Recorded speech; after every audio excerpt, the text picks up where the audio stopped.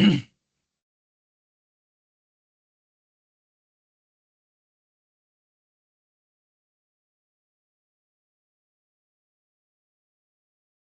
Assalamualaikum warahmatullahi wabarakatuh. Hmm, eh, izin memperkenalkan diri, nama saya Paus Nova Prasyadi dengan NIM 2024 31 095. Kali ini saya ingin menjelaskan tentang ujian akhir semester mata kuliah kecerdasan buatan dan saya berasal dari kelas A. Baik, yang pertama-tama adalah soal nomor satu ya. Di sini saya mau mewawancarai seorang pakar bernama bapak saya sendiri, yaitu Bapak Rayendra Prasyadi yang bekerja di Plan Departemen Banjarindo Panin Putra. Beliau berpengalaman selama 2 tahun di bidang perawatan dan perbaikan alat berat. Studi kasus yang kami angkat adalah diagnosa penyebab mesin ekskavator mengalami overheating atau panas berlebihan. Eh, dari hasil dari hasil wawancara kami memetakan 6 gejala utama dan 3 jenis kerusakan. Contohnya indikator suhu. Ya, di sini ada beberapa pertanyaan kan. Indikator suhu di dashboard berada di zona merah, air pendinginan berkurang drastis dan oli mesin berubah warna menjadi putih susu. Maka, sistem bakar dengan metode forward chaining kesimpulan dari rule pertama menyimpulkan bahwa terjadi kebocoran pada indikator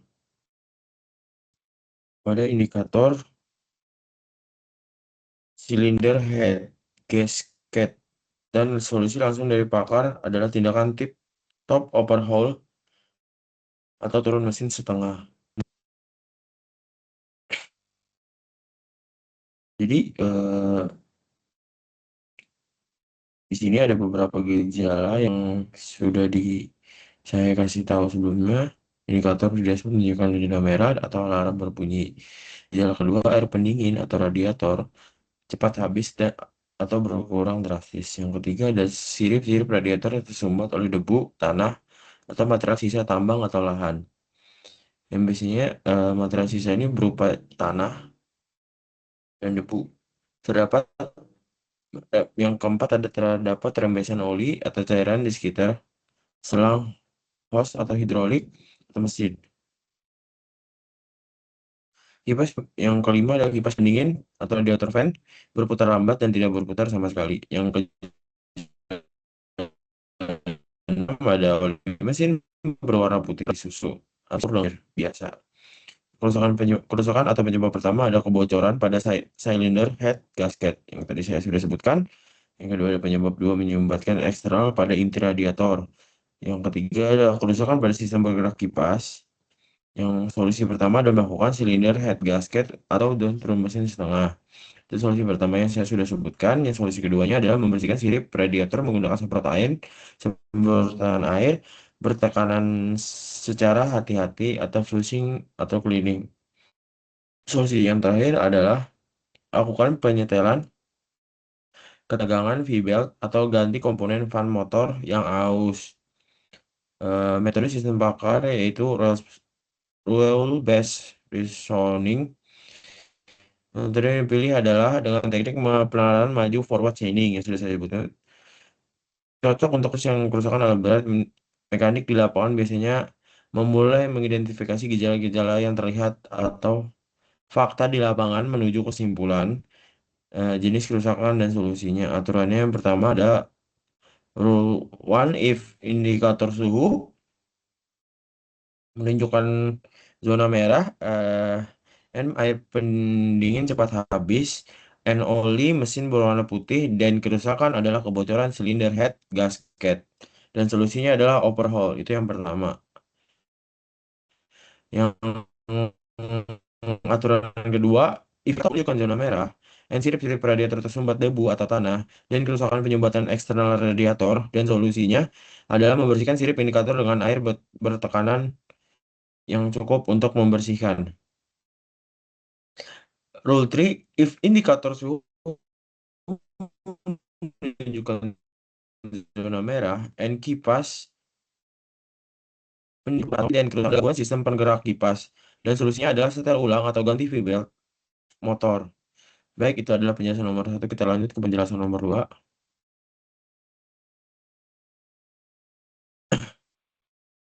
Selanjutnya nomor dua, kita mengimplementasikan robot world menggunakan metode goal stack eh, planning. Di sini saya menggunakan 4 buah balok yang diberi nama A, B, C, D.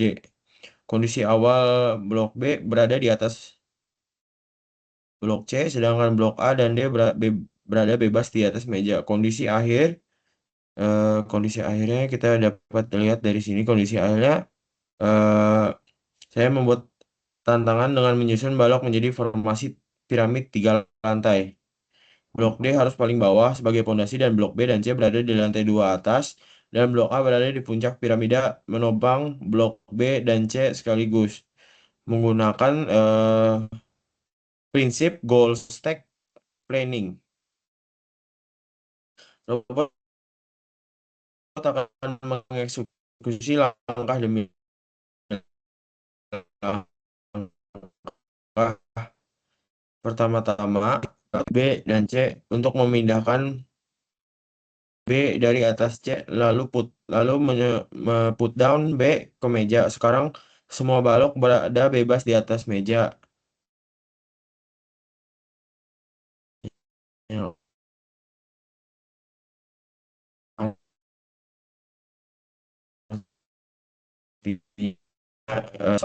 letak C dan D, yaitu menaruh D di bawah pertama, terus taruh lagi di yang C, and then ketiga robot mengambil balok C dengan pickup C, lalu stuck C dan D, stuck C dan D. Terakhir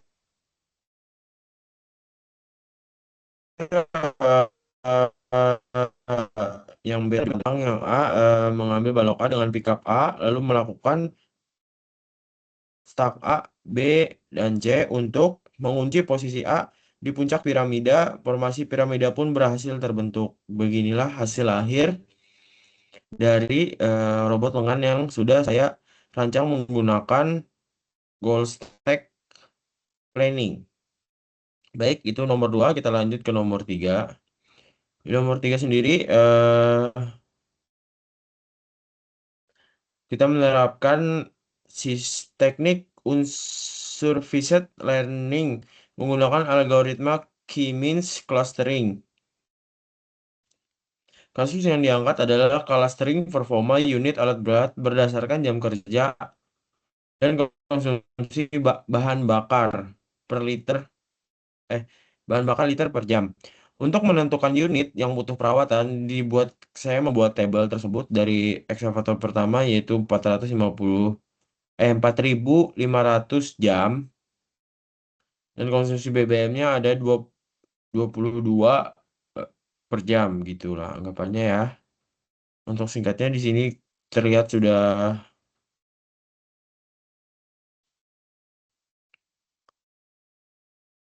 Tujuan dari menyusun itu adalah mengelompokkan unit ke dalam dua klaster, yaitu K sama dengan 2. Klaster yang pertama dengan jam kerja konsumsi PB tinggi yang membutuhkan major service. Klaster kedua unit dengan jam kerja rendah dengan hanya membutuhkan standar service. Ini. Lanjut yang ketiga adalah perhitungan matematis menggunakan K-means yaitu iterasi pertama. Secara matematis, iterasi pertama saya menetapkan dua sentroid awal dari data unit pertama.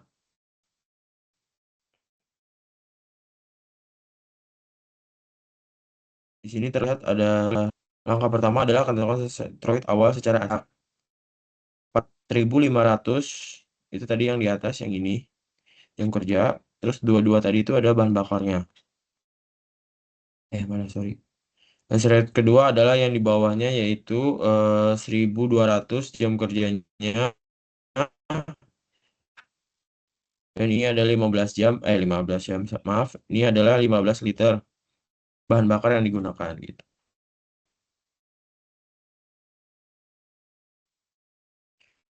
Yang kedua, ada menghitung jarak. Setiap data kedua sentroid data akan masuk ke klaster yang memiliki jarak terpendek setelah semua data terbagi. Kita menghitung jarak, seperti yang sudah saya sebutkan tadi.